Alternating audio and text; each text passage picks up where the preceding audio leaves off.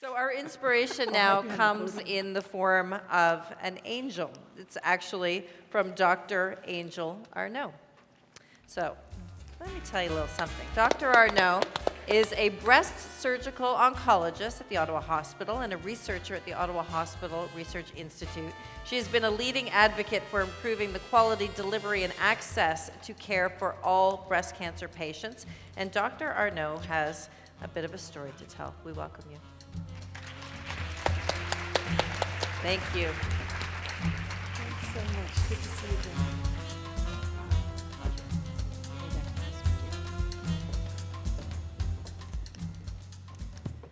Okay.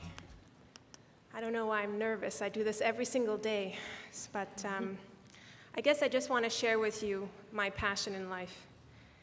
So, ladies and the one gentleman, maybe two gentlemen here today, thank you very much for having me. Oh, yes, of course. 3 gentlemen. Thank you for having me this afternoon. Some of you in the audience know me and have heard me speak, but for others, let me introduce myself. I'm a breast surgical oncologist, and what that means is I'm a surgeon that specializes in cancer, and specifically I specialize in breast cancer. Before I want to get started, I just want to make it clear, I'm not here to scare any of you with what I'm going to say in the next few minutes. Although what I'm going to say may make you a little uneasy for some of you. I want you to know that my main goal today is to educate and to raise awareness so that you in turn can educate your friends and family so that they can have the knowledge and power that some of my patients never had. I want to start by taking you on a journey. Imagine this.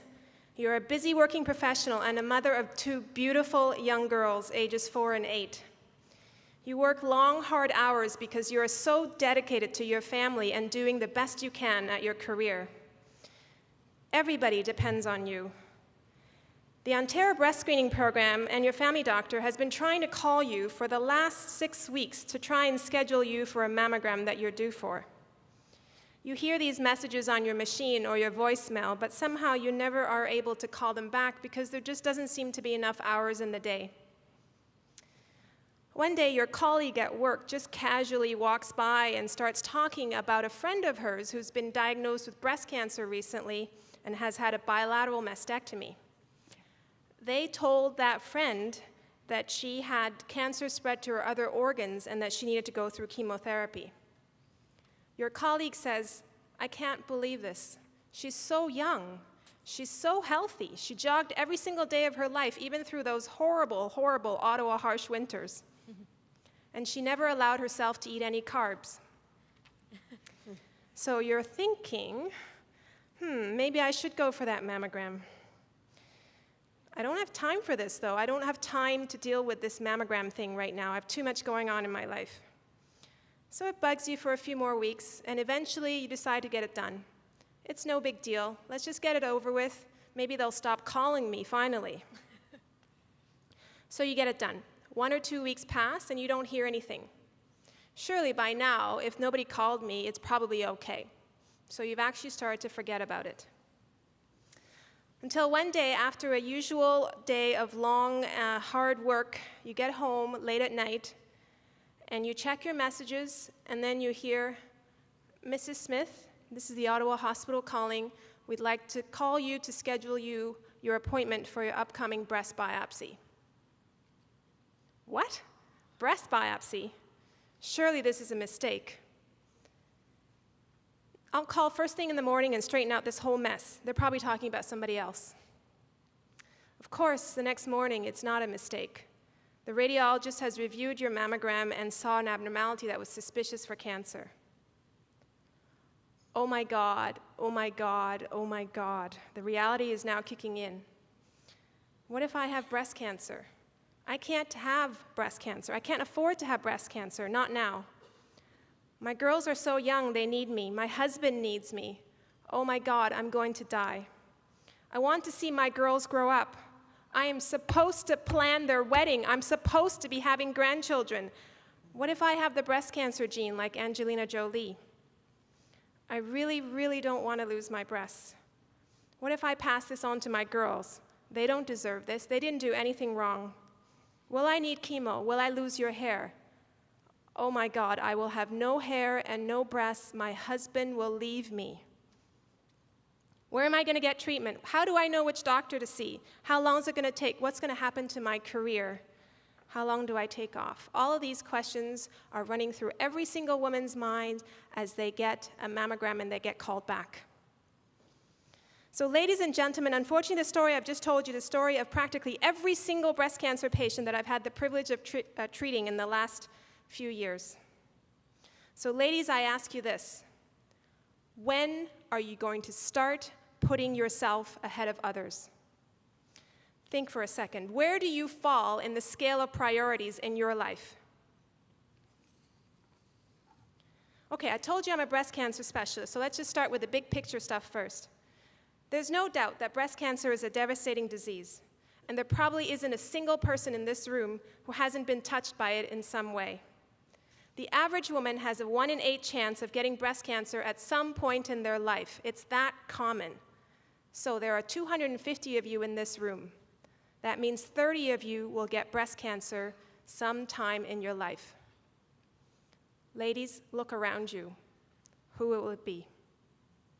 But I'm sure all of you know most of the facts that I've just told you, or at least you know about it in the same way that you are aware of things that don't really seem to matter, because they won't apply to you. And why should it? You're all so beautiful, so young, so full of possibilities, and your health is limitless, right?